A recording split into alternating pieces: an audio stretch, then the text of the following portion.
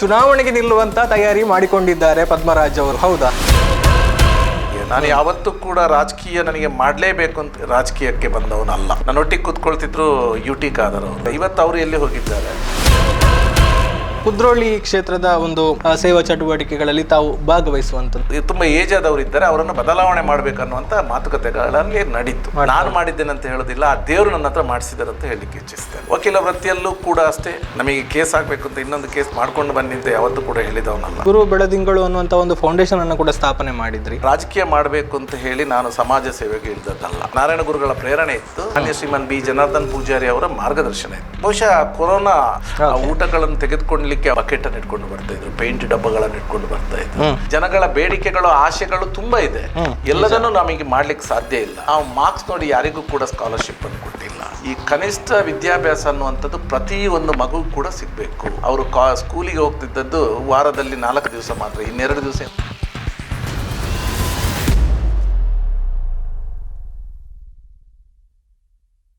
ವೀಕ್ಷಕರೇ ನಮಸ್ಕಾರ. ಈ ಒಂದು ವಿಶೇಷವಾದ ಕಾರ್ಯಕ್ರಮಕ್ಕೆ ತಮಗೆಲ್ಲರಿಗೂ ಕೂಡ ಪ್ರೀತಿಪೂರ್ವಕವಾದ ಸ್ವಾಗತವನ್ನು ಬಯಸ್ತಾ ಇದ್ದೇನೆ. ನಾನು ಗೌತಮ್ ಶೆಟ್ಟಿ.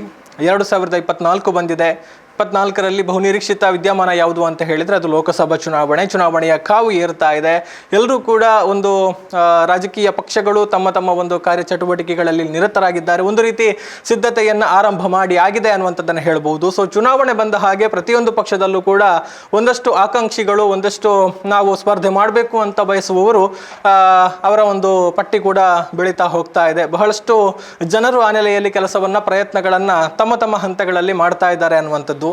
ಇನ್ನು ಲೋಕಸಭಾ ಚುನಾವಣೆಯ ವಿಚಾರದಲ್ಲಿ ದಕ್ಷಿಣ ಕನ್ನಡ ಜಿಲ್ಲೆಯ ವಿಚಾರಕ್ಕೆ ಬಂದರೆ ಇಲ್ಲಿ 1991ರಿಂದ ಅಂದರೆ ಒಂದು ಕಾಲದಲ್ಲಿ ಕಾಂಗ್ರೆಸ್ನ ಭದ್ರಕೋಟೆಯಾಗಿದ್ದಂತಹ ಕರಾವಳಿ ಆ ಬಳಿಕ BJPಯ ತೆಕ್ಕೆಗೆ ಬಂದಿರುವಂಥದ್ದು. ಇದೀಗ 91ರಿಂದಲೂ ಕೂಡ ನಿರಂತರವಾಗಿ BJP ಅಭ್ಯರ್ಥಿಗಳು, BJP ಪಕ್ಷ ಇಲ್ಲಿ ಗೆದ್ದುಕೊಂಡು ಬರ್ತಾ ಇದೆ ಅನ್ನುವಂಥದ್ದು. ಸೊ ಹಾಗಿದ್ದಾಗ ಇಲ್ಲಿ ಕೂಡ ಈ ಒಂದು ತನ್ನ ಪ್ರಾಬಲ್ಯವನ್ನು ಮೆರೀಬೇಕು ಅನ್ನುವಂತಹ ನೆಲೆಯಲ್ಲಿ 2023ರ ವಿಧಾನಸಭಾ ಚುನಾವಣೆಯಲ್ಲಿ ಒಂದು ಅಧಿಕಾರದ ಗದ್ದುಗೆಯನ್ನು ಅಂದರೆ ಹೆಚ್ಚಿನ ಒಂದು ಬಹುಮತವನ್ನು ಪಡೆದು ಅಧಿಕಾರವನ್ನು ಪಡೆದಂತಹ ಕಾಂಗ್ರೆಸ್ ಕರಾವಳಿಯನ್ನು ಕೂಡ ಈ ಬಾರಿ ಗೆಲ್ಲುವಂತಹ ಒಂದು ಉಮೇದಿನಲ್ಲಿ ಅನ್ನುವಂಥದ್ದನ್ನು ಹೇಳಬಹುದು.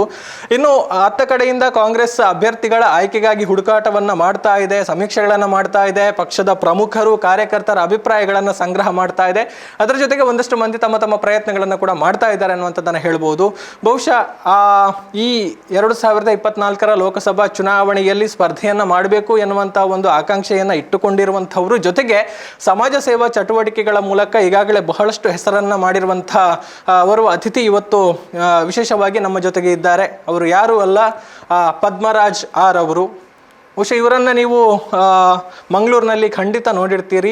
ಮಂಗಳೂರಿನ ಪ್ರಸಿದ್ಧವಾದಂಥ ಕುದ್ರೋಳಿ ಶ್ರೀ ಗೋಕರ್ಣನಾಥ ಕ್ಷೇತ್ರದ ಟ್ರಸ್ಟಿಯಾಗಿ ಆ ಬಳಿಕ ಕೋಶಾಧಿಕಾರಿಯಾಗಿ ಜವಾಬ್ದಾರಿಯನ್ನು ನಿರ್ವಹಣೆ ಮಾಡ್ತಾ ಇದ್ದಾರೆ. ಬಹುಶಃ ಇತ್ತೀಚಿನ ವರ್ಷಗಳಲ್ಲಿ B. ಜನಾರ್ದನ ಪೂಜಾರಿಯವರು ಮಂಗಳೂರು ದಸರಾದ ರೂವಾರಿಯಾಗಿ ಬಹಳಷ್ಟು ಒಂದು ವಿಭಿನ್ನ ಸ್ವರೂಪದಲ್ಲಿ ಮಂಗಳೂರು ದಸರಾವನ್ನು ಆಯೋಜನೆ ಮಾಡ್ತಾ ಇದ್ದಾರೆ. ಆದರೆ ಅನಾರೋಗ್ಯದಿಂದ ಅವರು ಒಂದಷ್ಟು ಒಂದು ಪ್ರಯತ್ನಗಳಿಂದ ಅಥವಾ ಅಲ್ಲಿನ ಒಂದು ಕೆಲಸ ಕಾರ್ಯಗಳಿಂದ ಒಂದಷ್ಟು ದೂರ ಉಳಿದ್ರು. ಅವರ ಶಿಷ್ಯನಾಗಿ ಆ ಕುದ್ರೋಳಿ ದಸರಾ ಹಿಂದಿನ ಒಂದು ವೈಭವದಲ್ಲೇ ಮುಂದುವರಿಯುವ ರೀತಿಯಲ್ಲಿ ಒಂದು ಕೆಲಸವನ್ನು ಮಾಡ್ತಾ ಇರುವಂಥವರು ಪದ್ಮರಾಜ್ ಅವರು. ಅದೇ ರೀತಿ ಗುರು ಬೆಳದಿಂಗಳು ಫೌಂಡೇಶನ್ ಎನ್ನುವಂಥ ಒಂದು ಸಂಸ್ಥೆಯ ಮೂಲಕ ಬಹಳಷ್ಟು ಸಮಾಜಮುಖಿ ಕೆಲಸಗಳನ್ನು ಮಾಡಿದ್ದಾರೆ, ಸಮಾಜ ಸೇವೆಯನ್ನು ಮಾಡಿದ್ದಾರೆ. ವಿದ್ಯಾರ್ಥಿಗಳಿಗೆ ನೆರವಾಗುವಂಥದ್ದಿರ್ಬೋದು, ಅಶಕ್ತರಿಗೆ ನೆರವಾಗುವಂಥ ಕೆಲಸವನ್ನು ಮಾಡಿದಂಥವರು. ಅದೇ ರೀತಿ JP ಪ್ರತಿಷ್ಠಾನ ಎನ್ನುವಂಥ ಒಂದು ಸಂಸ್ಥೆಯ ಮೂಲಕ ಕೂಡ ಸಮಾಜ ಸೇವೆ ಮುಂದುವರೆದಿದೆ. ಇನ್ನು ಕಳೆದ ಅಂದರೆ 2023ರ ವಿಧಾನಸಭಾ ಚುನಾವಣೆಯ ಸಂದರ್ಭದಲ್ಲಿ ಕಾಂಗ್ರೆಸ್ಗೆ ಅಧಿಕೃತವಾಗಿ ಸೇರ್ಪಡೆಯಾದರೂ KPCC ಪ್ರಧಾನ ಕಾರ್ಯದರ್ಶಿ ಒಂದು ಹುದ್ದೆಯನ್ನು ಕೂಡ ಪಡೆದುಕೊಂಡಿದ್ದಾರೆ. ವೃತ್ತಿಯಲ್ಲಿ ವಕೀಲರು, ನೋಟರಿ ವಕೀಲರು ಅನ್ನುವಂಥದ್ದು ಇನ್ನೊಂದು ವಿಶೇಷ. ಸೊ ಈಗ ಹಿಂದಿನಿಂದಲೂ ಕೂಡ ಓಡಾಟ ಇತ್ತು. ಆದರೆ ಈಗ ಚುನಾವಣೆಯ ಸಂದರ್ಭದಲ್ಲಿ, ಚುನಾವಣೆಗೆ ಇನ್ನೇನು ಕೆಲವೇ ತಿಂಗಳು ಬಾಕಿ ಇದೆ ಎನ್ನುವಂಥ ಸಂದರ್ಭದಲ್ಲಿ ಒಂದಷ್ಟು ಬಿರುಸಿನ ಓಡಾಟವನ್ನು ಮಾಡ್ತಾ ಇದ್ದಾರೆ. ಸೊ ಹಾಗಿದ್ದಾಗ ಎಲ್ಲರೂ ಕೂಡ ಕೇಳ್ತಾ ಇದ್ದಾರೆ, ಇವರು ಆಕಾಂಕ್ಷಿಯಾಗಿದ್ದಾರೆ, ಕಾಂಗ್ರೆಸ್ನಿಂದ ಟಿಕೆಟ್ ಸಿಗುತ್ತೆ ಅನ್ನುವಂಥ ಒಂದು ಮಾತುಗಳು ಕೂಡ ಒಂದು ವಲಯದಿಂದ ಕೇಳಿ ಬರ್ತಾ ಇರುವಂಥದ್ದು. ಬಹುಶಃ ಕೆಲ ದಿನ ದಿನಗಳ ಹಿಂದೆ ಮಧು ಬಂಗಾರಪ್ಪ ಅವರು ಬಂದಿದ್ರು. ಪಕ್ಷದ ಕಚೇರಿಯಲ್ಲಿ ಲೋಕಸಭಾ ಅಭ್ಯರ್ಥಿ ಯಾರಾಗ್ಬೋದು ಎನ್ನುವಂಥ ನೆಲೆಯಲ್ಲಿ ಒಂದು ಅಭಿಪ್ರಾಯ ಸಂಗ್ರಹವನ್ನು ಮಾಡಿದ್ರು. 2-3 ಹೆಸರುಗಳು ಕೇಳಿ ಬಂತು. ಅದರಲ್ಲಿ ಬಿಲ್ಲವ ಸಮಾಜದ ಯುವ ಮುಖಂಡ ಪದ್ಮರಾಜ್ ಅವರ ಹೆಸರು ಕೂಡ ಮುಂಚೂಣಿಯಲ್ಲಿ ಕೇಳಿ ಬಂದಿದೆ ಅನ್ನುವಂಥದ್ದು. ಸೊ ಹಾಗಿದ್ದಾಗ ಇದೆಲ್ಲ ನಿಜವಾ? ಇವರು ಖಂಡಿತವಾಗ್ಲೂ ಸ್ಪರ್ಧೆ ಮಾಡೋದಕ್ಕೆ ಆಕಾಂಕ್ಷಿಯಾಗಿ ಇಷ್ಟೆಲ್ಲವನ್ನ ಮಾಡ್ತಾ ಇದ್ದಾರೆ, ಅಥವಾ ಅವರ ಈ ಎಲ್ಲ ಒಟ್ಟು ಚಟುವಟಿಕೆಗಳ ಹಿಂದಿನ ಉದ್ದೇಶ ಏನು, ಅವರ ರಾಜಕೀಯ ಪ್ರವೇಶಕ್ಕೆ ಕಾರಣ ಏನು, ಎಲ್ಲವನ್ನು ಕೂಡ ಕೇಳಬೇಕು. ಸೊ ಮೊದಲನೆಯದಾಗಿ ಪದ್ಮರಾಜ್ ಅವರನ್ನ ಪ್ರೀತಿಯಿಂದ ಕಾರ್ಯಕ್ರಮಕ್ಕೆ ಸ್ವಾಗತಿಸ್ತಾ ಇದ್ದೇನೆ. ಸರ್, ಸ್ವಾಗತ. ನಮಸ್ತೆ. ಹೇಗಿದ್ದೀರಿ ಸರ್? Fine, absolutely fine. ವಾತಾವರಣ ಹೇಗಿದೆ ಅಂತ? ವಾತಾವರಣ ಒಳ್ಳೆಯದಿದೆ, ಚೆನ್ನಾಗಿದೆ. ಓಕೆ. ಆದರೆ ದಕ್ಷಿಣ ಕನ್ನಡ ಜಿಲ್ಲೆ ಮಟ್ಟಿಗೆ ಹೇಳಬೇಕು ಅಂತಾದರೆ ಈ ವಾತಾವರಣ ಸ್ವಲ್ಪ ಬದಲು ಮಾಡಬೇಕಂತ ಕನಸು ಕಂಡವನು ನಾನು. ಬದಲು ಮಾಡಬೇಕು ಅನ್ನುವಂಥದ್ದು ಯಾವ ರೀತಿ ಅಂತ? ಯಾವ ರೀತಿ ಅಂದರೆ ನಿಮಗೆ ಗೊತ್ತಿದೆ ದಕ್ಷಿಣ ಕನ್ನಡ ಜಿಲ್ಲೆ ಯಾವ ರೀತಿ ಇತ್ತು, ಈಗ ಯಾವ ರೀತಿ ಇದೆ ಅಂತ ಹೇಳಿ. ಬಹುಶಃ ನಾವೆಲ್ಲ ನೋಡ್ತಿದ್ದೇವೆ ದಕ್ಷಿಣ ಕನ್ನಡದಲ್ಲಿ ನಮ್ಮದು ಭಾರತ ದೇಶನೇ ವೈವಿಧ್ಯತೆಯಲ್ಲಿ ಏಕತೆಯನ್ನು ಹೊಂದಿರುವಂಥ ದೇಶ. ಅದರಲ್ಲೂ ಕೂಡ ನಮ್ಮ ಮಂಗಳೂರು ದಕ್ಷಿಣ ಕನ್ನಡ ತುಳುನಾಡ ಜಿಲ್ಲೆಗಳು ಅಂತ ಹೇಳ್ತೇವೆ. ಅವಿಭಾಜಿತ ದಕ್ಷಿಣ ಕನ್ನಡ ಜಿಲ್ಲೆ ಅಂತ ಹೇಳಿದರೆ ಇಲ್ಲಿ ದೇವರ ಒಂದು ನೆಲೆಬೀಡು ಅಂತ ನಾವು ಹೇಳ್ಬೋದು. ನಮ್ಮದೇ ಆದಂಥ ವಿಶಿಷ್ಟವಾದಂಥ ಸಂಸ್ಕೃತಿ ಇದೆ. ಎಲ್ಲ ಜಾತಿ ಧರ್ಮದವರು ಒಟ್ಟಾಗಿ ಸೇರಿಸ್ಕೊಂಡು ಬಾಳ್ಕೊಂಡು ಪ್ರೀತಿಯಿಂದ ವಿಶ್ವಾಸದಿಂದ ಬಾಳ್ಕೊಂಡಿದ್ದಂಥ ಒಂದು ಅದ್ಭುತವಾದಂಥ ಜಿಲ್ಲೆ ಇದ್ದರೆ ನಮ್ಮ ತುಳುನಾಡ ಜಿಲ್ಲೆಗಳು ಅಂತ ಹೇಳ್ಬೋದಿತ್ತು. ಆದರೆ ಕೆಲವು ದಶಕಗಳಿಂದ ನಾವು ನೋಡ್ತಿದ್ದೇವೆ ಇಲ್ಲಿ ಏನೆಲ್ಲ ಆಗ್ತಾ ಇದೆ ಅನ್ನುವಂಥದ್ದು. ಅದು ತಮಗೆ ತಿಳಿದಿದೆ, ನಾನು ಅದನ್ನು ಬಿಡಿಸಿ ಹೇಳಬೇಕು ಅಂತ ಇಲ್ಲ. ಅದು ನನಗೆ ಆ ಹಿಂದಿನ ಮಂಗಳೂರನ್ನು, ಇಂದಿನ ತುಳುನಾಡನ್ನೇ ಕಾಣಬೇಕೆನ್ನುವಂಥ ಹಂಬಲ ಹೊಂದಿರುವವನು ನಾನು. ಓಕೆ. ಸೊ ಅದಕ್ಕೋಸ್ಕರ ಚುನಾವಣೆಗೆ ನಿಲ್ಲುವಂತ ತಯಾರಿ ಮಾಡಿಕೊಂಡಿದ್ದಾರೆ ಪದ್ಮರಾಜ್ ಅವರು ಅನ್ನುವಂಥದ್ದು ಹೌದಾ ಅಂತ? ನೋಡಿ, ಚುನಾವಣೆ ಅನ್ನೋದು ಸೆಕೆಂಡ್ರಿ ನನಗೆ. ನಾನು ಯಾವತ್ತೂ ಕೂಡ ರಾಜಕೀಯ ನನಗೆ ಮಾಡಲೇಬೇಕು ಅಂತ ನಾನು ಬಯಸಿ ರಾಜಕೀಯಕ್ಕೆ ಬಂದವನಲ್ಲ. ಓಕೆ. ಯಾಕೆಂತ ಹೇಳಿದ್ರೆ ನನಗೆ ರಾಜಕೀಯಕ್ಕೆ ಬರಬೇಕು ಅಂತ ಇದ್ರೆ ನನಗೆ ಬಹಳ ಹಿಂದಿನಿಂದ ನನಗೆ ಚಾನ್ಸ್ ಇತ್ತು. ಯಾಕೆ ಅಂತ ಹೇಳಿದ್ರೆ ನಾನು 1992ರಲ್ಲಿ ಮಂಗಳೂರಿಗೆ ಬಂದೆ. ಓಕೆ. ನಾನು ಮಂಗಳೂರಿಗೆ ಬಂದ ನಂತರ 92ರಿಂದ 95 ತನಕ STM ಲಾ ಕಾಲೇಜ್ನಲ್ಲಿ ನನ್ನ ಕಾನೂನು ಪದವಿಯನ್ನು ಮುಗಿಸಿದ್ದೆ. ಸರಿ. ಅದರ ನಂತರ ನಾನು ನನ್ನ ರಾಜಕೀಯ ಗುರುಗಳು ಹಾಗೆ ನನ್ನ ಜೀವನದಲ್ಲಿ ಯಾರನ್ನೊಂದು ರೋಲ್ ಮಾಡೆಲ್ ಅಂತ ನಾನು ತೆಗೆದುಕೊಂಡು ಸ್ವೀಕರಿಸಿದರೆ ಅದು ಮಾನ್ಯ ಶ್ರೀಮಾನ್ ಬಿ ಜನಾರ್ದನ್ ಪೂಜಾರಿ ಅವರು. ಹೌದು. ನಾನು ಅವರೊಟ್ಟಿಗೆ ಅವರ ಒಡನಾಟದಲ್ಲಿ ಇದ್ದವನು. ಆ ಇದರಲ್ಲಿ ನನಗೆ ರಾಜಕೀಯಕ್ಕೆ ಬರಬೇಕು ಅಂತಿದ್ರೆ ಯಾವತ್ತೂ ನನಗೆ ಬರ್ಬೋದಿತ್ತು. ಇವನ್ ಈಗ ಬೇರೆ ಬೇರೆ ಪಕ್ಷಗಳು ಕೂಡ ನನ್ನನ್ನು ಆಹ್ವಾನಿಸಿದ್ದವು ಕೂಡ ಇತ್ತು. ಆದರೆ ನನಗೆ ಈ ರಾಜಕೀಯ ಅಂದರೆ ಯಾಕೋ ನಾನು ಸ್ವಲ್ಪ ದೂರನೇ ಇದ್ದೆ. ಇದು ನಮ್ಮಿಂದ ಆಗ್ಲಿಕ್ಕಿಲ್ಲ ಅನ್ನುವಂಥ ಒಂದು ಇದು ನನ್ನ ಹತ್ರ ಇತ್ತು. ಇದ್ರೆ ನಾನು ದೂರದಲ್ಲೇ ಇದ್ದೆ. ಅದೇ ಮಾನ್ಯ ಶ್ರೀಮಾನ್ ಬಿ ಜನಾರ್ದನ್ ಪೂಜಾರಿ ಅವರು ರಾಜಕೀಯದಲ್ಲಿದ್ದರು. ಅವರನ್ನು ನೋಡ್ಕೊಂಡು ಬರ್ತಾ ಇದ್ದೆ. ಅವರಿಗೆ ಜನಗಳ ಬಗ್ಗೆ, ವಿಶೇಷವಾಗಿ ಬಡವರ ಬಗ್ಗೆ ಇದ್ದಂಥ ಕಾಳಜಿಯನ್ನು, ಹಾಗೆ ಅವರಲ್ಲಿ ಯಾವ ರೀತಿ ಸ್ಪಂದಿಸ್ತಿದ್ರು ಇದನ್ನೆಲ್ಲ ನೋಡಿ ಬೆಳೆದು ಬಂದವನು. ಆ ನಿಟ್ಟಿನಲ್ಲಿ ನಾನು ಅವರ ಒಂದು ಮಾರ್ಗದರ್ಶನದಲ್ಲಿ ಕೆಲವು ಸಮಾಜಮುಖಿ ಕೆಲಸಗಳಲ್ಲಿ ನಾನು ನನ್ನನ್ನು ತೊಡಗಿಸಿಕೊಂಡೆ. ಓಕೆ. ಸೊ ಹಾಗಾಗಿ ಅಂದರೆ ರಾಜಕೀಯಕ್ಕೆ ಹೋಗೋದಿದ್ರೆ ಆವಾಗಲೇ ಹೋಗ್ಬೋದಿತ್ತು, ಅವಕಾಶ ಇತ್ತು ಅನ್ನುವಂಥದ್ದು. ಖಂಡಿತವಾಗ್ಲೂ. ನಾನು ನಿಜ ಹೇಳಬೇಕಂದ್ರೆ ನನಗೆ ಬಹಳ ಹೆಮ್ಮೆ ಆಗುತ್ತೆ. ಇವತ್ತಿನ ದಿವಸ ನನ್ನೊಟ್ಟಿಗೆ ಕೂತ್ಕೊಳ್ತಿದ್ರು UT ಖಾದರ್ ಅವರು, ಕರ್ನಾಟಕ ರಾಜ್ಯದ ವಿಧಾನಸಭೆ. ಹೌದು. ನಮಗೆ ಹೇಳುವಾಗಲೂ ಈಗಲೂ ರೋಮಾಂಚನಗೊಳ್ಳುತ್ತೆ. ಯಾಕಂದ್ರೆ ಒಂದು ಬಹಳ ಒಳ್ಳೆಯ ರೀತಿಯಲ್ಲಿ ನಿಭಾಯಿಸ್ತಿದ್ರೆ ಅವರು ನಾವು ಒಟ್ಟಿಗೆ ಬೆಳೆದು ಬಂದವರು. ಓಕೆ. ಒಡನಾಡಿಗಳು. ಇವತ್ತು ಅವರು ಎಲ್ಲಿ ಹೋಗಿದ್ದಾರೆ, ಹೋದವ್ರು ಎಲ್ರಿಗೂ ಅಲ್ಲಿಗೆ ಹೋಗ್ಲಿಕ್ಕೆ ಆಗೋದಿಲ್ಲ. ಆದರೆ ನಾವು ಒಟ್ಟಿಗೆ NSU ಇದರಲ್ಲಿ ಕೂಡ ನಾನು ಅವರೊಟ್ಟಿಗೆ ಇದ್ದವನು. ರಾಜಕೀಯಕ್ಕೆ ಬರುವುದಾದ್ರೆ ಬಹಳಷ್ಟು ಅವಕಾಶಗಳು ಈ ಹಿಂದೆ ಇತ್ತು. ಬಟ್ ನಾನು ಸ್ವಲ್ಪ ರಾಜಕೀಯದಲ್ಲಿ ಇದ್ದೇ ಇಲ್ಲ ಅಂತ ಹೇಳೋದಿಲ್ಲ, ಆದರೆ ಆಕ್ಟಿವ್ ಪೊಲಿಟಿಕ್ಸ್ ಅಲ್ಲಿ ನಾನು ಇರಲಿಲ್ಲ, ಸಕ್ರಿಯವಾಗಿ ಇರಲಿಲ್ಲ. ಓಕೆ. 92ರಲ್ಲಿ ಮಂಗಳೂರಿಗೆ ಹೋದೆ ಅನ್ನುವಂಥದ್ದನ್ನು ಹೇಳಿದ್ರಿ. ಆ ಬಳಿಕ SDM ಲಾ ಕಾಲೇಜಿನಲ್ಲಿ ಕಾನೂನು ವಿದ್ಯಾಭ್ಯಾಸ ಮಾಡಿದ್ರಿ. ಅದಕ್ಕಿಂತ ಮೊದಲು ತಾವು ಹುಟ್ಟಿದ್ದು ಬೆಳೆದದ್ದು ತಮ್ಮ ಬಾಲ್ಯ ಅಂದರೆ ಎಲ್ಲ ವೀಕ್ಷಕರಿಗೆ ತಿಳಿಯುವಂಥ ಸಲುವಾಗಿ. ನೋಡಿ, ನಾನು ಮೂಲತಃ ಚಿಕ್ಕಮಗಳೂರು ಜಿಲ್ಲೆಯ ಮೂಡಿಗೆರೆ ತಾಲೂಕಿನ ಬಾಳೂರು ಎಂಬ ಒಂದು ಚಿಕ್ಕ ಹಳ್ಳಿ. ಓಕೆ. ತುಂಬ ರಿಮೋಟ್ ಏರಿಯಾ ಅದು. ಬಾಳೂರು ಎಂಬಂಥ ಹಳ್ಳಿಯಲ್ಲಿ ನಾನು ಹುಟ್ಟಿ ಬೆಳೆದವನು. ಓಕೆ. ನನ್ನ ತಂದೆ ತಾಯಿ ನಮಗೆ ಬಹಳಷ್ಟು ಒಳ್ಳೆಯ ಸಂಸ್ಕಾರಗಳನ್ನು ಕೊಟ್ಟಿದ್ದಾರೆ. ಬಹಳ ಕಷ್ಟಪಟ್ಟು ನಮ್ಮನ್ನು ಸಾಕಿದ್ರು. ನಾವು 3 ಮಕ್ಕಳು. ನನಗೊಬ್ಬ ಅಣ್ಣ ಇದ್ದಾನೆ, ಒಬ್ಳು ತಂಗಿ ಇದ್ದಾಳೆ. ನನ್ನ ಅಣ್ಣ ಕಾರ್ಡಿಯಾಲಜಿಸ್ಟ್ ಆಗಿ AJ ಹಾಸ್ಪಿಟಲ್ ಕೆಲಸ ಮಾಡ್ತಾ ಇದ್ದಾನೆ. ನಾವು ನಮ್ಮ ಪ್ರೈಮರಿ ವಿದ್ಯಾಭ್ಯಾಸವನ್ನು ಗವರ್ಮೆಂಟ್ ಹೈಯರ್ ಪ್ರೈಮರಿ ಸ್ಕೂಲಲ್ಲಿ ಮಾಡಿರುವಂಥದ್ದು, ಜಾವಳಿ ಅಂತ. ನಮಗೆ ನಮ್ಮ ಬಾಳೂರಿನಿಂದ ಜಾವಳಿಗೆ ಹೋಗಬೇಕಾದ್ರೆ ಅಪ್ ಆ್ಯಂಡ್ ಡೌನ್ 8 ಕಿಲೋಮೀಟರ್ ಇತ್ತು. ಓಕೆ. ನಾವು 1ನೇ ತರಗತಿಯಿಂದ 10ನೇ ತರಗತಿವರೆಗೂ ಕೂಡ ಈ 8 ಕಿಲೋಮೀಟರ್ ಅಪ್ ಆ್ಯಂಡ್ ಡೌನ್ ನಾವು ನಡೆದುಕೊಂಡೇ ಬರ್ತಾ ಇದ್ದದ್ದು. ನಾವು 3 ಜನ ಕೂಡ ಹೌದು. ನಾನು, ನನ್ನ ಅಣ್ಣ, ನನ್ನ ತಂಗಿ 3 ಜನ. ಇಂಥ ಇದರಲ್ಲಿ ನಾವು ವ್ಯಾಸಂಗ ಮಾಡಿದವರು. ನನ್ನ ತಂದೆ ವಿದ್ಯಾಭ್ಯಾಸಕ್ಕೆ ಬಹಳಷ್ಟು ಮಹತ್ವ ಕೊಟ್ಟಂಥವ್ರು. ಅವರು ನಮ್ಮಲ್ಲಿ ಏನು ಆಸ್ತಿ ಏನಿರಲಿಲ್ಲ, ನಾವು ಇದ್ದದ್ದು ಕೂಡ ಬಾಡಿಗೆ ಮನೆಯಲ್ಲಿ. ಆದರೆ ನನ್ನ ಮಕ್ಕಳಿಗೆ ಒಂದು ಒಳ್ಳೆ ವಿದ್ಯಾಭ್ಯಾಸ ಕೊಡಿಸ್ಬೇಕನ್ನುವಂಥ ಕನಸು ಅವರಲ್ಲಿತ್ತು. ಆ ಪ್ರಕಾರ ನಮ್ಮನ್ನು ಒಳ್ಳೆ ನನ್ನನ್ನು ಕೂಡ ಅಷ್ಟೇ 10th ಆದ ತಕ್ಷಣ PUCಗೆ ತಂದು ಮೂಡುಬಿದ್ರೆಯಲ್ಲಿ ಸೇರಿಸಿದ್ರು. ನಾನು ಮಹಾವೀರ್ ಕಾಲೇಜ್ನಲ್ಲಿ ಒಂದು 3 ತಿಂಗಳು ಫಸ್ಟ್ PUCಯಲ್ಲಿ ಇದ್ದೆ. ತದನಂತರ ನನಗೆ ಹೋಮ್ ಸಿಕ್ ಶುರುವಾಯಿತು. ನಾನು ಅಪ್ಪ ಅಮ್ಮನ ಓಡಾಟ ಜಾಸ್ತಿ ಇತ್ತು. ನಾನು ಮತ್ತೆ ಅಲ್ಲಿಗೆ ವಾಪಸ್ ಹೋದೆ. ಅದರ ನಂತರ ನಾನು ಒಂದು ಉಳಿದ ಅವಧಿಯನ್ನು ಫಸ್ಟ್ PUCಯನ್ನು ಬಡಕಲ್ನಲ್ಲಿ ಒಂದು ಸರ್ಕಾರಿ ಕಾಲೇಜ್ನಲ್ಲೇ ಮಾಡಿದೆ. ಸೆಕೆಂಡ್ PUCಯನ್ನು ಚಿಕ್ಕಮಗಳೂರಿನ ಗೌರ್ಮೆಂಟ್ ಜೂನಿಯರ್ ಕಾಲೇಜಲ್ಲಿ ಮುಗಿಸಿದೆ. ತದನಂತರ ನಾನು ನನ್ನ ಗ್ರಾಜ್ಯುಯೇಷನ್ಗೋಸ್ಕರ ನಮ್ಮ ತಂದೆಯವರು ನನ್ನನ್ನು ಮತ್ತೆ ಮಡಂತಿಯರ್ನ ಸ್ಯಾಕ್ರೆಡ್ ಹಾರ್ಟ್ ಕಾಲೇಜಲ್ಲಿ ಹಾಸ್ಟೆಲ್ನ ವ್ಯವಸ್ಥೆ ಕೂಡ ಇತ್ತು, ಅಲ್ಲಿಗೆ ತಂದು ಹಾಕಿದ್ರು. ಒಳ್ಳೆ ರೀತಿಯಲ್ಲಿ ನನ್ನ ಗ್ರಾಜ್ಯುಯೇಷನ್ ಅಲ್ಲಿ ಮಾಡಿದೆ. ಅದ್ರ ನಂತರ ನಾನು BA ಪದವಿಯನ್ನು ಪಡೆದು LLBಗಾಗಿ ನಾನು STM ಕಾಲೇಜಿಗೆ ಸೇರಿರುವಂಥದ್ದು. ಓಕೆ. ಸೊ ಅಲ್ಲಿಂದ ಮತ್ತೆ ಮಂಗಳೂರಿನಲ್ಲಿ 92ರಿಂದ ನಾನು ಮಂಗಳೂರಿನಲ್ಲಿ ಪೂರ್ಣವಾದ ಇದರಲ್ಲಿದ್ದೇನೆ. ಓಕೆ, ಸರಿ. ಸುಮಾರು 3 ದಶಕಗಳಿಂದ ಈಗ ಹೌದು. ನಾನು ದಕ್ಷಿಣ ಕನ್ನಡ ಅಂತ ಹೇಳ್ಬೇಕಾದ್ರೆ ನಾನು 89ಇಂದ, ಅಂದ್ರೆ ನಾನು ಮಡಂತಿಯರ್ನಲ್ಲಿದ್ದದ್ದು ಕೂಡ ದಕ್ಷಿಣ ಕನ್ನಡ ಜಿಲ್ಲೆಗೆ ಸೇರಿದ್ದು. ದಕ್ಷಿಣ ಕನ್ನಡ ಜಿಲ್ಲೆಯಲ್ಲಿ. ಸೊ ಹಾಗಿದ್ರೆ ದಕ್ಷಿಣ ಕನ್ನಡದಿಂದ ಹೊರಗಿನವರು ಅಂತ ಹೇಳೋ ಹಾಗಿಲ್ಲ ಈಗ ಅಂತ. ಪದ್ಮರಾಜ್ ಅವರು ದಕ್ಷಿಣ ಕನ್ನಡ ಜಿಲ್ಲೆಯವರೇ ಅಂತ.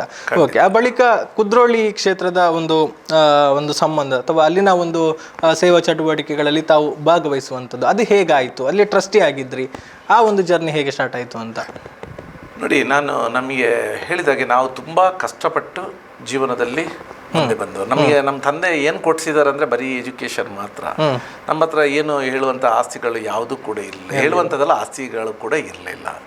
ನಮ್ಮನ್ನು ತಂದು ಇಲ್ಲಿ LLB ಮಾಡಿದ ನಂತರ ನಾನು ಮಾನ್ಯ ಶ್ರೀಮಾನ್ B ಜನಾರ್ದನ್ ಪೂಜಾರಿ ಅವರ ಕಚೇರಿಯಲ್ಲೇ ನಾನು ವಕೀಲ ವೃತ್ತಿಯನ್ನು ನಾನು ಪ್ರಾಕ್ಟೀಸ್ ಮಾಡಲು ಆರಂಭ ಮಾಡಿದೆ. ಎಲ್ಲ ಒಂದು ಈ ಸಮಾಜ ಸೇವೆ ಅಂತ ಹೇಳಿದರೆ ಅಂದರೆ ನಾನು ಬಹಳ ಕಷ್ಟಪಟ್ಟು ನಾವು ಬಂದವರು. ಆದ್ದರಿಂದ ಈ ಸಮಾಜದಲ್ಲಿ ಕಷ್ಟಪಡೋರು ಅನ್ನೋದು ನೋಡುವಾಗ ಒಂದು ಆ ತುಳಿತ ಒಂದು ನಮ್ಮಲ್ಲಿ ಯಾವತ್ತೂ ಇತ್ತು. ಏನಾದರೂ ಒಂದು ಮಾಡಬೇಕು, ನಮ್ಮ ಕೈಯಿಂದ ಏನಾದರೂ ಒಂದು ಸಹಾಯ ಅವರಿಗಾದರೂ ಆಗುವಂಥದ್ದು ಅವತ್ತೊಂದು ಒಳ್ಳೆಯ ದಿವಸ ನಮಗೆ ಅಂತ. ಇದರಲ್ಲಿ ಎಲ್ಲ ಸಮಾಜಮುಖಿ ಕೆಲಸ ಮಾಡುವ ಸಂಘಟನೆಗಳೊಂದಿಗೆ ಗುರುತಿಸಿಕೊಂಡಿದ್ದೆ. ಕುದ್ರೋಳಿ ದೇವಸ್ಥಾನದಲ್ಲಿ ನಮ್ಮ ಬಿಲ್ಲವರ ಅಸೋಸಿಯೇಷನ್ ಅಂತ ಇತ್ತು, ಅದರಲ್ಲಿ ಮೀಟಿಂಗ್ ಆಮೇಲೆ ಎಲ್ಲ ಕೆಲಸಗಳನ್ನು ನನ್ನನ್ನು ತೊಡಗಿಸಿಕೊಂಡಿದ್ದೆ. ಅಂಥ ಸಮಯದಲ್ಲಿ ಬಹುಶಃ ಬಹಳ ಬೇಗ ಅಂತ ಹೇಳಿ 97ರಲ್ಲಿ ನಮ್ಮ ವಿಶ್ವನಾಥ್ ಅಂತ ಇದ್ರು, ನಮ್ಮ ಮೊದಲು DCC ಪ್ರೆಸಿಡೆಂಟ್ ಆಗಿದ್ರು. ನಮ್ಮ ಸಮಾಜದ ಹಿರಿಯರು ಸೋಮಯ್ಯ ಮೇಸ್ತ್ರಿಗಳು ಅಂತ ಇದ್ರು, ಗಂಗಾಧರ್ ವಕೀಲರು ಅಂತ ಹೇಳಿದ್ರು. ಈ ದೇವಸ್ಥಾನದ ಒಂದು ಟ್ರಸ್ಟಿ ಆಗುವಂಥ ಒಂದು ಇಬ್ಬರನ್ನು ತುಂಬ ಏಜ್ ಆದವರು ಇದ್ದಾರೆ, ಅವರನ್ನು ಬದಲಾವಣೆ ಮಾಡಬೇಕನ್ನುವಂಥ ಮಾತುಕತೆಗಳಲ್ಲಿ ನಡೀತು. ಆ ಸಮಯದಲ್ಲಿ ಅವರು ಎಲ್ಲರೂ ನನ್ನನ್ನು ಒಕ್ಕರಲಿನಿಂದ ಯುವಕ ಇದ್ದಾನೆ, ಒಳ್ಳೆ ಆ್ಯಕ್ಟಿವ್ ಇದ್ದಾನೆ, ಅವನನ್ನು ಟ್ರಸ್ಟಿಯಾಗಿ ಮಾಡಬೇಕು ಅಂತ ಹೇಳುವಂಥ ಒಂದು ತೀರ್ಮಾನಕ್ಕೆ ಬಂದರು. ಬಟ್ ನಾನು ಒಂದು ಸಲ ನನಗೆ ಒಮ್ಮೆ ಶಾಕ್ ಆಯಿತು. ಯಾಕಂದರೆ ಇದು ನನ್ನಿಂದ ನಿಭಾಯಿಸಲು ಆಗುತ್ತಾ ಇಲ್ವ ಅನ್ನೋದು. ಬಹಳ ದೊಡ್ಡ ದೇವಸ್ಥಾನ, ಬಹಳ ಶಕ್ತಿಯುತವಾದಂಥ ದೇವಸ್ಥಾನ, ತುಂಬ ಹಿರಿಯರಿದ್ದರು. ಇದರಲ್ಲಿ ನಾನೊಬ್ಬ ಕಿರಿಯನಾಗಿ ನಾನು ದೇವಸ್ಥಾನಕ್ಕೆ ಒಂದು 50 ರೂಪಾಯಿ ನಾನು ದುಡ್ಡು ಹಾಕಿದ್ರು ಕೂಡ ನನಗೆ ಚಹಾ ಕುಡಿಲಿಕ್ಕೆ ಉಂಟು, 5 ರೂಪಾಯಿ 10 ರೂಪಾಯಿ ಹಾಕಿದ್ರು ಕೂಡ ಉಂಟು ಅಂತ ನೋಡುವಂಥ ಪರಿಸ್ಥಿತಿ ಇತ್ತು. ಆ ಸಮಯದಲ್ಲಿ ಅಲ್ಲಿ ಟ್ರಸ್ಟಿಯಾಗಿ ನನ್ನನ್ನು ಆಯ್ಕೆ ಮಾಡಿದ್ರು. ಅದು ನಾನು ಆಯ್ಕೆ ಮಾಡಿದ ನಂತರ ನನ್ನಿಂದ ಏನು ಸಾಧ್ಯ ಇದೆಯಾ ನಿಸ್ವಾರ್ಥದಿಂದ ಆ ದೇವರ ಸೇವೆಯನ್ನು ನಾನು ಮಾಡಿದ್ದೇನೆ ಅಂತ ಹೇಳೋದಿಲ್ಲ, ಆ ದೇವರು ನನ್ನ ಹತ್ರ ಮಾಡಿಸಿದ್ದಾರೆ ಅಂತ ಹೇಳಲಿಕ್ಕೆ ಇಚ್ಛಿಸ್ತೇನೆ. ಓಕೆ. ಸೊ ಆ ಮೂಲಕ ಕ್ಷೇತ್ರದಲ್ಲಿ ತಮ್ಮ ಒಂದು ಕಾರ್ಯ ಚಟುವಟಿಕೆಗಳು ಆರಂಭ ಮಾಡಿದ್ರು. ಅದರೊಟ್ಟಿಗೆ ನಾನು ವಕೀಲ ವೃತ್ತಿಯನ್ನು ಕೂಡ ಮಾಡ್ತಾ ಇದ್ದೆ. ವಕೀಲ ವೃತ್ತಿಯಲ್ಲೂ ಕೂಡ ಅಷ್ಟೇ ದುಡ್ಡು ಮಾಡುವಂತ ಉದ್ದೇಶ ಯಾವತ್ತೂ ಕೂಡ ಇರಲಿಲ್ಲ. ಏನಿದ್ರು ಎಲ್ಲದರಲ್ಲೂ ಕೂಡ ಸ್ವಲ್ಪ ಸರ್ವಿಸ್ ಓರಿಯೆಂಟೆಡ್ ಅಂತ ಹೇಳ್ತೇವಲ್ಲ ನಾವು, ಇದರಲ್ಲಿದ್ದು ಜನಗಳು ಬರುವಂಥ ಕಕ್ಷಿದಾರರಾಗಲಿ ಅವರಿಗೆ ಅವರು ಮಾಡಿದಂಥ ಏನಾದರೂ ತಪ್ಪುಗಳಿದ್ರೆ ಅವರನ್ನು ಸರಿಪಡಿಸುವಂಥ ಕೆಲಸ, ತಿದ್ದುವಂಥ ಕೆಲಸಗಳನ್ನು ಕೂಡ ನಾನು ಅವತ್ತಿಂದಲೇ ಮಾಡ್ತಾ ಇದ್ದೆ. ನಮಗೆ ಕೇಸ್ ಆಗಬೇಕು ಅಂತ ಇನ್ನೊಂದು ಕೇಸ್ ಮಾಡ್ಕೊಂಡು ಬನ್ನಿ ಅಂತ ಯಾವತ್ತೂ ಕೂಡ ಹೇಳಿದವನಲ್ಲ. ನಮಗೆ ಜನಗಳ ಕಷ್ಟ ಇದಗಳನ್ನು ನೋಡಿ ಕೆಲವು ಸಲ ನಾವೇ ಕೊಟ್ಟು ಕಳಿಸಿದ್ದು ಕೂಡ ದಿವಸಗಳು ಕೂಡ ಇತ್ತು. ನಿಮ್ಮ ಕೈಯಿಂದಲೇ? ಹೌದು, ನಾವು ಮಾಡ್ತಾ ಇದ್ದೀವಿ ಕೂಡ ಇತ್ತು. ಸೊ ಅಂದಿನಿಂದಲೇ ನಿಮಗೆ ಒಂದು ಕಡೆಯಿಂದ ಸಮಾಜ ಸೇವೆಯತ್ತ ನಿಮ್ಮ ಒಂದು ಮನಸ್ಸು ಹೊರಳಿತು ಅನ್ನುವಂಥದ್ದನ್ನು ಹೇಳ್ಬೋದು. ಖಂಡಿತವಾಗ್ಲು. ಓಕೆ. ಸೊ ಆ ಬಳಿಕ ನಿರಂತರವಾಗಿ ಈ ಕೆಲಸಗಳು ಮುಂದುವರೆದುಕೊಂಡು ಬಂತು. ಬಹುಶಃ ಗುರು ಬೆಳದಿಂಗಳು ಅನ್ನುವಂಥ ಒಂದು ಫೌಂಡೇಶನ್ ಅನ್ನು ಕೂಡ ಸ್ಥಾಪನೆ ಮಾಡಿದ್ರಿ. ಬಹುಶಃ ನಾವು ರಾಜಕೀಯದತ್ತ ಹೋಗೋದಕ್ಕಿಂತ ಮುಂಚೆ ತಮ್ಮ ಆ ಒಂದು ವಿಚಾರದ ಬಗ್ಗೆ ಕೂಡ ನಾವು ಮಾತನಾಡೋದಿದ್ರೆ, ಸೊ ನೀವು ಒಂದು ಸಂಸ್ಥೆಯನ್ನ ಸ್ಥಾಪನೆ ಮಾಡಿಕೊಂಡು ಹೇಗೆ ರಾಜಕೀಯಕ್ಕೆ ಹೋಗ್ಬೇಕು ಅಂತ ನೀವು ಚಿಂತೆ ಮಾಡಿದ್ದೀರಾ ಅನ್ನುವಂಥ ಪ್ರಶ್ನೆ ಕಾಡುತ್ತೆ ನಿಮ್ದು. ಬಹುಶಃ ಇದು ಖಂಡಿತವಾಗ್ಲೂ ಸುಳ್ಳು. ಯಾಕೆಂತ ಹೇಳಿದ್ರೆ, ನಾನು ಯಾವತ್ತೂ ಕೂಡ ರಾಜಕೀಯ ಮಾಡಬೇಕು ಅಂತ ಹೇಳಿ ನಾನು ಸಮಾಜ ಸೇವೆಗೆ ಇಳಿದದ್ದಲ್ಲ. ಸರಿ. ಬಹುಶಃ ಸಮಾಜ ಸೇವೆಗೆ ಇವತ್ತು ನನ್ನನ್ನು ಆಕರ್ಷಿಸಿದಂದ್ರೆ ನಾನು ಬೆಳೆದು ಬಂದಂಥ ರೀತಿ. ನಾನು ಹೇಳ್ತೇನೆ, ಈಗ ನಾವು ತುಂಬ ಜನ ಮಕ್ಕಳಿಗೆ ಎಲ್ಲ ನಾವು ವಿದ್ಯಾಭ್ಯಾಸಕ್ಕೆ ನಾವು ಸಹಾಯ ಮಾಡ್ತಿದ್ದೇವೆ. ಆದರೆ ಇವತ್ತು ಒಂದು ಸಹಾಯ ಕೇಳ್ತಾ ಬರುವಂಥ ಮಕ್ಕಳು ಖಂಡಿತವಾಗ್ಲೂ ನಾವೇನು ಕಷ್ಟಪಟ್ಟಿದ್ದೇವೆ ಅಷ್ಟು ಕಷ್ಟಪಟ್ಟಿಲ್ಲ ಯಾರು. ಪರಿಸ್ಥಿತಿ ತುಂಬಾ ವ್ಯತ್ಯಾಸ ಇದೆ. ನಾವು ಅಲ್ಲಿದ್ದದ್ದು ಕೂಡ ಬಾಡಿಗೆ ಮನೆಯಲ್ಲಿದ್ದಂಥವ್ರು. ಇದರಲ್ಲಿ ನೋಡ್ಬೇಕಾದ್ರೆ ನಮಗೆ ಈ ರಾಜಕೀಯ ಮಾಡಬೇಕು, ಆ ಉದ್ದೇಶದಿಂದ ರಾಜಕೀಯ ಮಾಡಬೇಕಾದ್ರೆ ಸಮಾಜಮುಖಿ ಕೆಲಸಗಳಲ್ಲಿ ನಾವು ತೊಡಗಿಸ್ಕೊಳ್ಬೇಕು ಅಂತ ಒಂದು ಇರಾದೆ ಯಾವುದೂ ಇರಲಿಲ್ಲ. ಬಹುಶಃ ನಾನು ಕುದ್ರೋಳಿ ದೇವಸ್ಥಾನದಲ್ಲಿದ್ದು ಜನಾರ್ದನ್ ಪೂಜಾರಿ ಅವರೊಟ್ಟಿಗೆ ನಾನು ಇದ್ದೆ ಅಂತ. ನೀವು ನೋಡಿರ್ಬೋದು, ಜನಾರ್ದನ್ ಪೂಜಾರಿ ಅವರು ಅಂದ್ರೆ ಈ ದೇಶ ಕಂಡ ಒಬ್ಬ ಪ್ರಾಮಾಣಿಕ ರಾಜಕಾರಣಿ. ಇನ್ನೊಂದೆಡೆಯಲ್ಲಿ ಅವರಿಗೆ ಬಡವರ ಬಗ್ಗೆ ಇದ್ದಂಥ ಕಾಳಜಿ, ವಿಶೇಷವಾಗಿ ಕಾಂಗ್ರೆಸ್ ಪಕ್ಷ ಕೂಡ. ನಾನು ಇವತ್ತು ಕಾಂಗ್ರೆಸ್ ಪಕ್ಷವನ್ನು ಯಾಕೆ ಮೆಚ್ಚಿದ್ದೇನಂತ ಹೇಳಿದ್ರೆ, ಬಡವರ ಹಿಂದೆ ಇರುವಂತ ಒಂದು ಪಕ್ಷ, ಸದಾ ಬಡವರಿಗಾಗಿ ತನ್ನ ಎಲ್ಲವನ್ನೂ ಮಾಡ್ತಿದ್ದಂಥ ಪಕ್ಷ ಯಾವುದು ಅಂತ ಇದ್ರೆ ಅದು ಕಾಂಗ್ರೆಸ್ ಪಕ್ಷ ಅಂತ. ಅದರಿಂದ ನಾನು ಆ ಜನಾರ್ದನ್ ಪೂಜಾರಿ ಅವರು ಆ ಪಕ್ಷದಲ್ಲಿದ್ದು ಯಾವ ರೀತಿ ಸೇವೆಯನ್ನು ಮಾಡ್ತಾ ಇದ್ರು, ಬಡವರಿಗೆ ಬ್ಯಾಂಕ್ಗಳ ಡೋರನ್ನು ಓಪನ್ ಆಗಿ ಮಾಡಿಸಿರುವಂಥದ್ದು. ಇವತ್ತು ಅದೆಷ್ಟೋ ಮಂದಿ ದೊಡ್ಡ ದೊಡ್ಡ ಉದ್ದಿಮೆಗಳನ್ನು ಇಟ್ಕೊಂಡು ಇವತ್ತು ಬಹಳಷ್ಟು ಸಮಾಜದಲ್ಲಿ ಆರ್ಥಿಕವಾಗಿ ಬಹಳ ಪ್ರಬಲರಿದ್ದರೂ ಕೂಡ ಅವತ್ತು ಜನಾರ್ದನ್ ಪೂಜಾರಿ ಅವರ ಲೋನ್ ಮೇಳದಿಂದ ಅವ್ರದ್ದು ಪಡೆದುಕೊಂಡಿದ್ದಾರೆ ಅಂತ ಹೇಳಲಿಕ್ಕೆ ಅವ್ರು ಬಂದು ಹೇಳುವಾಗ ತುಂಬ ಸಂತೋಷ ಆಗುತ್ತೆ. ಹಾಗೆ ಜನಾರ್ದನ್ ಪೂಜಾರಿ ಅವರು ಯಾವ ರೀತಿ ಒಬ್ಬರ ಹತ್ರ ಅವರ ಒಡನಾಟ ಇತ್ತು ಅಂತ ಹೇಳಿ, ಅವರಿಗೆ ಈ ಆರ್ಥಿಕವಾಗಿ ಪ್ರಬಲರಾದ ಬಂದಾಗ ಅವರನ್ನು ಸ್ವಲ್ಪ ನಿಲ್ಲಿಸ್ತಿದ್ರು. ಬಡವರು ಬಂದ ತಕ್ಷಣ ಅವರಿಗೆ ಪ್ರಿಫರೆನ್ಸ್ ಇತ್ತು. ಇದನ್ನು ನಾನು ನೋಡಿ ತಿಳಿದಿದ್ದೆ. ವಿಶೇಷವಾಗಿ ಮಹಿಳೆಯರು, ಆ ತಾಯಂದಿರು ಏನಾದರೂ ಕಷ್ಟದಲ್ಲಿ ಬಂದಾಗ ಅವರಿಗೆ ತನ್ನ ಕೈಯಲ್ಲೇ ಆದಂಥ ಏನು ಸಹಾಯ, ಇದನ್ನೆಲ್ಲ ನನಗೆ ಅವರು ಮಾತನಾಡುವ ರೀತಿ, ಇದನ್ನು ನಮ್ಮನ್ನು ತುಂಬ ಆಕರ್ಷಿಸಿತ್ತು. ನಮ್ಮ ತಂದೆ ತಾಯಿಗಳು ಕೂಡ ನಮಗೆ ಕಲಿಸಿಕೊಟ್ಟದ್ದು ಅದನ್ನೇ. ಅದಕ್ಕೆ ಪೂರಕವಾಗಿ ಜನಾರ್ದನ್ ಪೂಜಾರಿ ಅವರ ಒಂದು ಮಾರ್ಗದರ್ಶನ ಕೂಡ ನನಗೆ ಸಿಕ್ತು. ಇದರಿಂದ ನಾನು ಸಮಾಜಮುಖಿ ಕೆಲಸಗಳನ್ನು ಕೂಡ ದೇವಸ್ಥಾನದ ಧಾರ್ಮಿಕ ಕೆಲಸಗಳೊಂದಿಗೆ ಸಮಾಜಮುಖಿ ಬ್ರಹ್ಮಶ್ರೀ ನಾರಾಯಣ ಗುರುಗಳು ಈ ಜಗತ್ತಿಗೆ ಒಂದೇ ಜಾತಿ ಒಂದೇ ದೇವರು ಅಂತ, ಒಂದೇ ಜಾತಿ ಒಂದೇ ಧರ್ಮ ಒಂದೇ ದೇವರು ಎಂಬ ಅದ್ಭುತ ಸಂದೇಶವನ್ನು ಕೊಟ್ಟಿದ್ದಂಥವರು. ಅವರ ಒಂದು ಏನು ಸಂದೇಶದಡಿಯಲ್ಲಿ ಅದನ್ನು ಅಕ್ಷರಕ್ಷರ ಪಾಲಿಸುವಂತ ಕೆಲಸ ಕುದ್ರೋಳಿ ಗೋಕರ್ಣನಾಥ ಕ್ಷೇತ್ರದಲ್ಲಿ ಮಾನ್ಯ ಶ್ರೀಮಾನ್ ಬಿ ಜನಾರ್ದನ್ ಪೂಜಾರಿ ಅವರ ಮಾರ್ಗದರ್ಶನದಲ್ಲಿ ನಡೀತಾ ಇತ್ತು. ಅದನ್ನೆಲ್ಲ ನೋಡಿಕೊಂಡು ನಾನು ಕೂಡ ಅದನ್ನು ನನ್ನ ಜೀವನ, ನಾರಾಯಣ ಗುರುಗಳ ತತ್ವ ಸಂದೇಶಗಳು ಏನಿದೆ ಅದನ್ನು ನನ್ನ ಜೀವನದಲ್ಲಿ ಅಳವಡಿಸಿಕೊಂಡು ಅದನ್ನು ನಾನು ಮಾಡಿಕೊಂಡು ಬರ್ತಾ ಇದ್ದೆ. ಅದರ ನಂತರ ಬಹುಶಃ ಕೊರೋನಾ ಈ ಒಂದು ಶತಮಾನದಲ್ಲಿ ಎಲ್ರಿಗೊಮ್ಮೆ ನೆನಪಿಸುವಂತ ಈ ಕೊರೋನಾ ಬಂದಾಗ ಏನಾಯ್ತು ಅಂತ ಕೇಳಿದ್ರೆ, ಬಹುಶಃ 2020ರಲ್ಲಿ ಪ್ರಥಮವಾಗಿ ಕೊರೋನಾ ಬಂದಾಗ ಈ ಶತಮಾನದಲ್ಲೇ ನಾವು ಯಾರು ಕಂಡರಿಯದಂತ ದೇವಸ್ಥಾನಗಳ ಧಾರ್ಮಿಕ ಕೇಂದ್ರಗಳ ದೇವಸ್ಥಾನಗಳಾಗಿರ್ಬೋದು, ಚರ್ಚ್ ಇರ್ಬೋದು, ಮಸೀದಿಗಳನ್ನು ಮುಚ್ಚುವಂತ ಪರಿಸ್ಥಿತಿ ಬಂತು. ಅಂತ ಸಮಯದಲ್ಲಿ ಯಾರು ಊಹೆ ಕೂಡ ಮಾಡಿರ್ಲಿಕ್ಕಿಲ್ಲ. ಅಂಥ ಸಮಯದಲ್ಲಿ ನಮಗೇನು ಅನಿಸ್ತು ಅಂತ ಹೇಳಿದ್ರೆ, ನಾವು ನಮ್ಮ ದೇವಸ್ಥಾನದಲ್ಲಿ ಬ್ರಹ್ಮಕಲಶ ಮಾಡುವಾಗ ಅಥವಾ ಇನ್ನೊಂದು ಏನಾದರೂ ಜಾತ್ರೆ ಉತ್ಸವಗಳಿದ್ದಾಗ ನಾವು ಹೊರೆ ಕಾಣಿಕೆ ಅಂತ ಸಂಗ್ರಹದಿಂದ ನಾವು ತರಿಸ್ತೇವೆ. ನಿಮ್ಮ ಮನೆಯಿಂದ ಒಂದು ಹಿಂಡಿ ಅಕ್ಕಿ ಆದ್ರೂ ಬರಬೇಕು ಅಂತ ನಾವು ಹೇಳ್ತೇವೆ. ನಾನು ಕೂಡ ಹೇಳಿದ್ದೇನೆ. ಅಂತ ಸಮಯದಲ್ಲಿ ಧಾರ್ಮಿಕ ಕೇಂದ್ರಗಳು ಬಂದಾಗಿದೆ ಒಂದು ಕಡೆಯಿಂದ, ಇನ್ನೊಂದು ಕಡೆಯಿಂದ ಜನಗಳಿಗೆ ಕೆಲಸ ಇಲ್ಲ, ಕೆಲಸಕ್ಕೆ ಹೋಗ್ಲಿಕ್ಕಿಲ್ಲ, ಒಂದು ಹೊತ್ತಿನ ಊಟಕ್ಕೆ ಕೂಡ ಗತಿ ಇಲ್ಲ. ಅದೆಷ್ಟೋ ಕುಟುಂಬಗಳಿದ್ದು ಆ ಕುಟುಂಬಗಳು ಹೇಗಿತ್ತು ಅಂತ ಹೇಳಿದ್ರೆ, ಇವತ್ತು ಹೋಗಿ ಅವರು ದುಡಿದ್ರೆ ಅದರಲ್ಲಿ ಅವರು ಸಂಬಳ ತಗೊಂಡು ಬಂದು ಸಂಜೆ ಅಂಗಡಿಗೆ ಹೋಗಿ ರೇಷನ್ ತೆಗೆದುಕೊಂಡು ಬಂದು ಅದರಲ್ಲಿ ಅಡಿಗೆ ಮಾಡಿ ಊಟ ಮಾಡಿ ಮಲಗಿ ನಿನ್ನೆದ್ದು ಉಳಿದಿದ್ರೆ ಅದನ್ನ ಬೆಳಿಗ್ಗೆ ಊಟ ಮಾಡಿ ಮತ್ತೆ ಕೆಲಸಕ್ಕೆ ಹೋಗುವಂತ ಪರಿಸ್ಥಿತಿ. ಅದೆಷ್ಟೋ ಕುಟುಂಬದವರು ಇತ್ತು. ಆ ನಾರಾಯಣ ಗುರುಗಳು ನಮ್ಮನ್ನು ಕೂಡ ನಮಗೆ ಅದನ್ನು ಪ್ರೇರಣೆ ಕೊಟ್ಟರು. ಇಂಥ ಸಮಯದಲ್ಲಿ ನಮ್ಮನ್ನು ಒಳಗಡೆ ಕೂತ್ಕೊಳ್ಬಾರ್ದು, ಜನಗಳಿಗೆ ಏನಾದರೂ ಸಾಧ್ಯ ಆಗುವಂಥ ಕೆಲಸ ಮಾಡಬೇಕು, ಸಹಾಯ ಮಾಡುವಂಥದ್ದು. ಇವರು ನಮಗೆ ಪ್ರೇರಣೆ ಕೊಟ್ಟರು. ನಾರಾಯಣ ಗುರುಗಳ ಪ್ರೇರಣೆ ಇತ್ತು, ಮಾನ್ಯ ಶ್ರೀಮಾನ್ ಬಿ ಜನಾರ್ದನ್ ಪೂಜಾರಿ ಅವರ ಮಾರ್ಗದರ್ಶನ ಇತ್ತು. ನಾನೇನು ಮಾಡಿದೆ ಅಂತ ಹೇಳಿದರೆ, ಆ ಸಮಯದಲ್ಲಿ ಎಲ್ಲ ಯುವಕರನ್ನು ನಮ್ಮ ಒಟ್ಟಿಗೆ ಕೂಡಿಸ್ಕೊಂಡು, ನಮ್ಮ ಗೋಕರ್ಣನಾಥ ಸೇವಾದಳ ಇದೆ, ನಾವೊಂದು 100 ಕ್ವಿಂಟಲ್ ಅಕ್ಕಿಯನ್ನು ನಾವು ಎಲ್ಲ ಸಂಘ ಸಂಸ್ಥೆಗಳ ಮುಖಾಂತರ ನಾವು ಹಂಚುವ, ದೇವಸ್ಥಾನದ ವತಿಯಿಂದ ನಾವು ಹಂಚುವ. ಅಂಥ ಸಮಯದಲ್ಲಿ ಆ ಸಂಘ ಸಂಸ್ಥೆಗಳು ಇದಕ್ಕೆ ಸ್ವಲ್ಪ ಸೇರಿಸಿ ಹಂಚಿದ್ರೆ ಪಾಪ ಬಡವರಿಗೆ ನಾವು ಒಂದು ಹೊತ್ತಿನ ಊಟಕ್ಕಾದ್ರೂ ಸಹಾಯ ಆಗ್ಬೋದು ಅನ್ನುವಂಥ ಒಂದು ಯೋಚನೆ ನಮ್ಮಲ್ಲಿ ಬಂತು. ದೇವ್ರು ಕೊಟ್ಟರು ನಮಗೆ.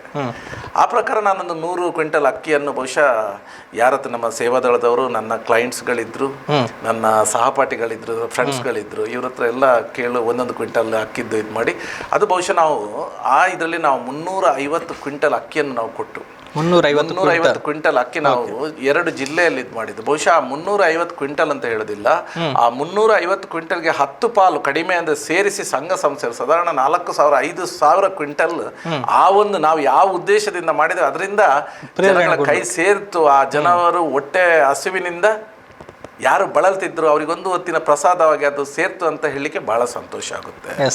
ಅದರ ಒಟ್ಟಿಗೆ ನಮ್ಮ ಸೇವಾದಳದವರ ಒಟ್ಟಿಗೆ ನಾವೊಂದು 42 ದಿವಸ, ನನಗೆ ಸರಿ ನೆನಪಿದೆ, ನಾವೊಂದು 1,250 ಊಟವನ್ನು 4-5 ವೆಹಿಕಲ್ನಲ್ಲಿ ಯಾರಿಗೂ ಬರ್ಲಿಕ್ಕಿಲ್ಲ, ನಾವು ಅವ್ರವ್ರು ಇಂಥ ಕಡೆ ಅವರ ಕ್ಯಾಂಪ್ಗಳಿರ್ತಿತ್ತು ಪಾಪ, ಅಲ್ಲಿಗೆ ತಗೊಂಡೋಗಿ ಅವ್ರಿಗೆ ಕೊಡ್ತಾ ಇದ್ದು, ಊಟಗಳನ್ನು ಕೊಡ್ತಾ ಇದ್ದು. ಆ ಊಟಗಳನ್ನು ತೆಗೆದುಕೊಳ್ಳಲಿಕ್ಕೆ ಅವ್ರು ಬರ್ತಾ ಇರುವಂತಹ ಒಂದು ಯಾವ ರೀತಿಯಲ್ಲಿ ಬರ್ತಾ ಇದ್ರು, ಬಕೆಟನ್ನು ಇಟ್ಕೊಂಡು ಬರ್ತಾ ಇದ್ರು, ಪೇಂಟ್ ಡಬ್ಬಗಳನ್ನು ಇಟ್ಕೊಂಡು ಬರ್ತಾ ಇದ್ರು. ಇದನ್ನೆಲ್ಲ ನೋಡುವಾಗ ಅಂತ ಸೇವೆ ಮಾಡುವ ಒಂದು, ಅಂತ ಜನಗಳ ಸೇವೆ ಮಾಡುವ ಒಂದು ಭಾಗ್ಯವನ್ನ ಆ ದೇವ್ರು ನಮಗೆ ಕಲ್ಪಿಸಿ ಕೊಟ್ಟಿದ್ದಾರಲ್ಲ ಅಂತ ಹೇಳಿ ಅದನ್ನು ಮುಂದುವರಿಸಿಕೊಂಡು ಮಾಡಿಕೊಂಡು ಬಂದು, ಅದರ ನಂತರ ಗುರುಬೆಳದಿಂಗಳೆಂಬ ಫೌಂಡೇಶನ್ ಸ್ಟಾರ್ಟ್ ಮಾಡಿದ್ದೆವು. ಅದರ ನಂತರ ನಾವು ಗುರುಬೆಳದಿಂಗಳು ಫೌಂಡೇಶನ್ ಅಂತ ಶಿಕ್ಷಣ, ಆರೋಗ್ಯ ಮತ್ತು ಆಸರೆ ಎಂಬ 3 ಇದನ್ನು ಇಟ್ಕೊಂಡು ನಾವು ಮಾಡಿದ್ವು. ಇದರಲ್ಲೂ ಕೂಡ ನಾವು ಯಾರ ಹತ್ರನೂ ಕೂಡ ನಾವು ದುಡ್ಡು ಕೇಳಲಿಕ್ಕೆ ಹೋಗ್ತೇವೆ, ನಾವು ಕೆಲಸಗಳನ್ನು ಮಾಡಿ ತೋರಿಸ್ತಾ ಇದ್ದು. ನಮಗೆ ಗೊತ್ತಿಲ್ಲ ಅದು ಹೇಗೆ ಬರ್ತಾ ಇತ್ತು ಅಂತ. ಬೇರೆ ಕಡೆ ನಾವು ಒಂದು ಕೆಲಸ ಮಾಡುವಾಗ ಇನ್ನೊಂದು ಕಡೆಯಿಂದ ಬರ್ತಾ ಇತ್ತು, ಅದನ್ನು ಅಲ್ಲೇ ಹಂಚುವಂತ ಕೆಲಸವನ್ನು ನಾವು ಮಾಡ್ತಾ ಇದ್ದೇವೆ. ಎಲ್ಲದೂ ನಮ್ಮಿಂದ ಆಗಿದೆ ಅಂತ ಹೇಳೋದಿಲ್ಲ. 0.1% ಜನಗಳ ಬೇಡಿಕೆಗಳು, ಆಶೆಗಳು ತುಂಬಾ ಇದೆ. ಎಲ್ಲದನ್ನು ನಮಗೆ ಮಾಡ್ಲಿಕ್ಕೆ ಸಾಧ್ಯ ಇಲ್ಲ. ಆದ್ರೆ ಏನ್ ಸಾಧ್ಯ ಇದೆಯಾ ಅದನ್ನು ಮಾಡ್ತಾ ಇದ್ದು. ವಿಶೇಷವಾಗಿ ವಿದ್ಯೆಗೆ ಬಹಳಷ್ಟು ನಾವು ಪ್ರಾಶಸ್ತ್ಯವನ್ನು, ಒತ್ತನ್ನು ಕೊಡ್ತಾ ಇರುವಂತದ್ದು. ಯಾಕೆಂತ ಹೇಳಿದ್ರೆ ಬ್ರಹ್ಮಶ್ರೀ ನಾರಾಯಣ ಗುರುಗಳು ಆ ದಿವಸದಲ್ಲಿ ಹೇಳಿರುವಂತದ್ದು, ಈ ಹಿಂದುಳಿದ ವರ್ಗದವರಿಗೆ ದೇವಸ್ಥಾನಕ್ಕೆ ಪ್ರವೇಶ ಇಲ್ಲದಿದ್ದಂತ ಒಂದು ಸಮಯ. ಅಂತ ಸಮಯದಲ್ಲಿ ಈ ಕೇರಳದಲ್ಲಿ ಒಂದು ಶಾಂತಿಯುತ ಒಂದು ಕ್ರಾಂತಿಯನ್ನು ಮಾಡಿದವರು ಬ್ರಹ್ಮಶ್ರೀ ನಾರಾಯಣ ಗುರುಗಳು. ಇಲ್ಲಿಯ ಸಮಸ್ಯೆಗಳನ್ನು ಇಲ್ಲಿಯ ಹಿರಿಯರು ಹೋಗಿ ಅವರಲ್ಲಿ ಹೇಳಿದಾಗ, ಸಾವುಕಾರ ಕೊರಗಪ್ಪನವರ ನೇತೃತ್ವದಲ್ಲಿ ಅಲ್ಲಿ ಹೋಗಿ ಹೇಳಿದಾಗ ಅವರು ಏನ್ ಹೇಳ್ತಾರಂದ್ರೆ, ನಾವು ಯಾರತ್ರನೂ ಜಂಜಾಟಕ್ಕೆ, ಗಲಾಟೆಗೆ ಹೋಗುದು ಬೇಡ, ನಾವೇ ದೇವಸ್ಥಾನ ಕಟ್ಟೋಣ, ನಾವೇ ಪೂಜೆ ಮಾಡುವ, ಅದರೊಟ್ಟಿಗೆ ನಾವು ವಿದ್ಯಾಸಂಸ್ಥೆಗಳನ್ನು ಕಟ್ಟುವ, ನಮ್ಮ ಮಕ್ಕಳಿಗೆ ಒಳ್ಳೆಯ ವಿದ್ಯಾಭ್ಯಾಸವನ್ನು ಕೊಡುವ, ಅವರು ನಂತರ ವಿದ್ಯೆಯನ್ನು ಕಲಿತ ನಂತರ ಒಳ್ಳೆಯ ಉದ್ದಿಮೆಗಳನ್ನು ಸ್ಥಾಪಿಸ್ಲಿ, ಕೈಗಾರಿಕೆಗಳನ್ನು ಸ್ಥಾಪಿಸ್ಲಿ, ಅಥವಾ ಒಳ್ಳೆ ಉದ್ಯೋಗಕ್ಕೆ ಹೋಗಿ ಆ ಮನೆಯವರನ್ನು ಒಳ್ಳೆ ನೋಡುವಂತಾಗ್ಲಿ. ಅದರ ಒಟ್ಟಿಗೆ ಸಮಾಜದಲ್ಲಿ ಸಾಧ್ಯವಾದ್ರೆ ಆ ಸಮಾಜದಲ್ಲಿರುವ ಅಶಕ್ತರ ಕಣ್ಣೊರೆಸುವಂತ ಕೆಲಸವನ್ನು ಮಾಡಲಿ ಅನ್ನುವಂಥ ಸಂದೇಶವನ್ನು ಬ್ರಹ್ಮಶ್ರೀ ನಾರಾಯಣ ಗುರುಗಳು ಕೊಟ್ಟಿದ್ದಂಥದ್ದು. ಅದನ್ನು ಪಾಲಿಸಿಕೊಂಡು ಮಾಡುವಂತ ಕೆಲಸ ವಿದ್ಯೆಯಲ್ಲಿ. ಇವತ್ತು ಏನಾಗ್ತಾ ಇದೆ ಅಂದ್ರೆ, ಮಕ್ಕಳಿಗೆ ಕಲಿಯುವವರಿಗೆ ಸ್ಕಾಲರ್ಶಿಪ್ ಎಲ್ಲ ಕಡೆ ಎಲ್ಲ ಸಂಘ ಸಂಸ್ಥೆಗಳು ಕೊಡ್ತವೆ. ನಾವೊಂದು ಅದರಲ್ಲೂ ಕೂಡ ಒಂದು ವಿಶೇಷ ಒಂದು ಇದನ್ನು ಇಟ್ಕೊಂಡಿದ್ದು ನಮ್ಮ ಏನು ಅಂತ ಹೇಳಿದ್ರೆ, ನಾವು ಮಾರ್ಕ್ಸ್ ನೋಡಿ ಯಾರಿಗೂ ಕೂಡ ಸ್ಕಾಲರ್ಶಿಪ್ ಅನ್ನು ಕೊಟ್ಟಿಲ್ಲ.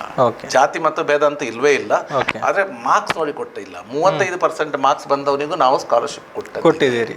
ಅದು ಯಾಕೆ ಅಂತ ಹೇಳಿದ್ರೆ, ಇವತ್ತು 100ರಲ್ಲಿ 98 ಮಾರ್ಕ್ಸ್ ತೆಗೆಯುವ ನಾವು ಮನೆಯ ಪರಿಸ್ಥಿತಿ ಒಳ್ಳೇದಿರ್ಬೋದು, ಅಥವಾ ಅವರಿಗೆ ಕಲಿಯುವಂತ ಎಲ್ಲಾ ಸೌಲಭ್ಯಗಳಿರ್ಬೋದು, ಒಳ್ಳೊಳ್ಳೆ ಸ್ಕೂಲ್ ಇರ್ಬೋದು. ಈ 35% ಮಾರ್ಕ್ಸ್ ತೆಗೆದುಕೊಂಡಂತ ಎಲ್ಲರೂ ಅಂತ ಹೇಳೋದಿಲ್ಲ. ಕೆಲವರಲ್ಲಿ ಅವರು ಸ್ಕೂಲಿಗೆ ಹೋಗ್ತಿದ್ದದ್ದು ವಾರದಲ್ಲಿ 4 ದಿವಸ ಮಾತ್ರ, ಇನ್ನೆರಡು ದಿವಸ ಏನಾದ್ರು ಕೆಲಸಕ್ಕೆ ಹೋಗ್ತಾ ಇದ್ರು ಬಡತನದಿಂದ. ಅಂತವರನ್ನು ಗುರುತಿಸಿ ಅವರಿಗೆ ಏನಾದ್ರು ಸಹಾಯ ಮಾಡುವಂಥದ್ದು ನಮ್ಮ ಒಂದು ಉದ್ದೇಶ ಏನಿದೆ ಅಂತ ಹೇಳಿದ್ರೆ, ಈ ಕನಿಷ್ಠ ವಿದ್ಯಾಭ್ಯಾಸ ಅನ್ನುವಂಥದ್ದು ಪ್ರತಿ ಒಂದು ಮಗು ಕೂಡ ಸಿಗಬೇಕು. ಯಾರು ಕೂಡ ಇದರಿಂದ ವಂಚಿತರಾಗಬಾರ್ದು. ಅಂಥವರಿಗೆ ಸಹಾಯ ಮಾಡುವಂಥ ಕೆಲಸವನ್ನು ನಾವು ಆ ನಾರಾಯಣ ಗುರುಗಳು ನಮ್ಮ ಹತ್ರ ಮಾಡಿಸ್ಕೊಂಡು ಬರ್ತಾ ಇದ್ದಾರೆ ಅನ್ನೋದಕ್ಕೆ ಬಹಳ ಸಂತೋಷ ಇದೆ. ಮುಂದೊಂದು ದಿನ ನಾನು ರಾಜಕೀಯಕ್ಕೆ ಹೋಗ್ತೇನೆ ಅನ್ನುವಂಥ ಒಂದು ಕಲ್ಪನೆ ಏನಾದ್ರೂ ಇತ್ತ ನಿಮಗೆ? ನಾನಾಗಿ ಮತ್ತೆಯೂ ರಾಜಕೀಯಕ್ಕೆ ಹೋಗ್ಲಿಲ್ಲ. ಸೊ ಅದು ಕಳೆದ ವಿಧಾನಸಭೆಯ ಚುನಾವಣೆಯ ಸಂದರ್ಭದಲ್ಲೇ ಯಾಕಾಯ್ತು ಅಂತ ಕೆಲವು ಪತ್ರಿಕೆಗಳು, ಮೀಡಿಯಾಗಳು ಪ್ರಸಾರ ಮಾಡಿದ್ದು. ಹಿಂದುತ್ವ ಅಂತ ಒಂದು ಬ್ರ್ಯಾಂಡ್ ಫ್ಯಾಕ್ಟರಿ ಅಂತ, ಇದಕ್ಕೆ ಹೆಡ್ ಕ್ವಾರ್ಟರ್ಸ್ ಯಾವುದು ಅಂತ ಕೇಳಿದ್ರೆ ಮಂಗಳೂರು. ಮಂಗಳೂರಿನಲ್ಲಿ ಬರುವಂತಹ ಪ್ರಮುಖ ಕ್ಷೇತ್ರದಲ್ಲಿ ಮಂಗಳೂರು ದಕ್ಷಿಣ. ಅವಕಾಶ ಕೊಡೋದಿದ್ರೆ ಅನೇಕ ಹಿರಿಯರಿದ್ರು, ಕಾರ್ಯಕರ್ತರಿದ್ರು, ತುಂಬಾ ವರ್ಷದಿಂದ ಕೆಲಸ ಮಾಡುವವರಿದ್ರು. ಕಾಂಗ್ರೆಸ್ ಪಕ್ಷದಲ್ಲಿ ಮೊದಲು ಈ ಮೆಂಬರ್ಶಿಪ್ ಅನ್ನೋದು ಇರಲಿಲ್ಲ. ಅಂದ್ರೆ ಬಿಜೆಪಿಯಲ್ಲಿ ಅಂತ ಅವಕಾಶಗಳಿಲ್ಲ. ಬಿಜೆಪಿಯಿಂದಲೂ ಕೂಡ ನನಗೆ ಕಳೆದ ಬಾರಿ ಮಂಗಳೂರು ದಕ್ಷಿಣ ಕ್ಷೇತ್ರವನ್ನ ತ್ಯಾಗ ಮಾಡಿದ್ದು ಪದ್ಮರಾಜ್ ಅವರು. ನಾನು ಅವರ ನಿರ್ಧಾರಕ್ಕೆ ತಲೆಬಾಗಿದ್ದೇನೆ. ಆಲ್ಮೋಸ್ಟ್ ಟಿಕೆಟ್ ಕನ್ಫರ್ಮ್ ಆಗಿದೆ ಅನ್ನುವಂತ ಮಾತುಗಳು ಪದ್ಮರಾಜ್ ಅವರಿಗೆ. ಈ ಬಾರಿ ಕೂಡ ನಿಮಗೆ ಕಳೆದ ವಿಧಾನಸಭಾ ಚುನಾವಣೆಯಲ್ಲಿ ಆದಂತಹ ಸಂದರ್ಭ ಬಂದಾಗ ದಕ್ಷಿಣ ಕನ್ನಡ ಲೋಕಸಭಾ ಕ್ಷೇತ್ರದಲ್ಲಿ ಕಾಂಗ್ರೆಸ್ಗೆ ಎಷ್ಟು ಅವಕಾಶ ಇದೆ ಅಂತ ತಾವು ಭಾವಿಸ್ತೀರಿ? ಮೊದಲು ಹಾಗಾದ್ರೆ ಕಾಂಗ್ರೆಸ್ ಪಕ್ಷನೇ ಬರ್ತಾ ಇತ್ತಲ್ಲ, ಅವಾಗ ಬಿಜೆಪಿ ಅವ್ರು ಗೆಲ್ಲಿಕ್ಕೆ ಆಗ್ತಾ ಇರಲಿಲ್ಲ ಅಂತ ಸುಮ್ಮನೆ ಕೊಡ್ಲಿಕ್ಕೆ ಆಗ್ತಾ ಇತ್ತು. ಮಂಗಳೂರನ್ನ ಸ್ಮಾರ್ಟ್ ಸಿಟಿಯಾಗಿ ಅಭಿವೃದ್ಧಿ ಮಾಡ್ತಾ ಇದ್ದೇವೆ ಅನ್ನುವಂತ ಮಾತನ್ನ ಹೇಳ್ತಾ ಇದ್ದಾರೆ.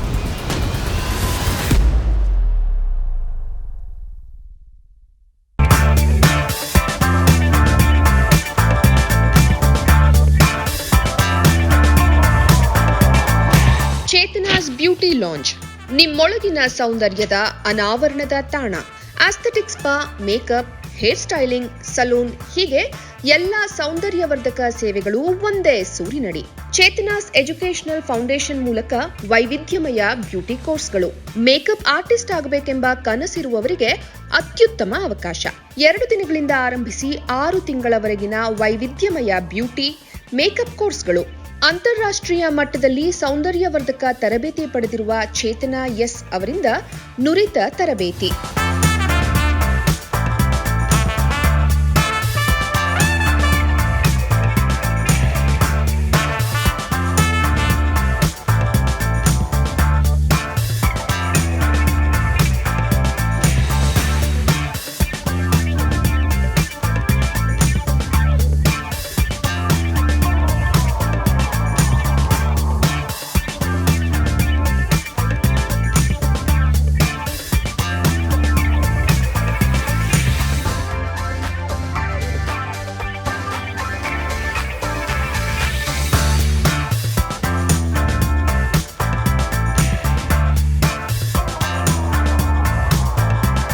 ಈ ಅದ್ಭುತ ಅವಕಾಶವನ್ನ ಸದುಪಯೋಗಪಡಿಸಿಕೊಳ್ಳಿ. ಚೇತನಾಸ್ ಬ್ಯೂಟಿ ಲಾಂಜ್ 3ನೇ ಮಹಡಿ, Kankanadi gate building, Kankanadi bypass ರಸ್ತೆ, ಮಂಗಳೂರು 575002. ಮೊಬೈಲ್ ಸಂಖ್ಯೆ 9845292411, 9108583714, 8904173914. Email chetanabeautystudio@gmail.com. Web www.cblaunch.com.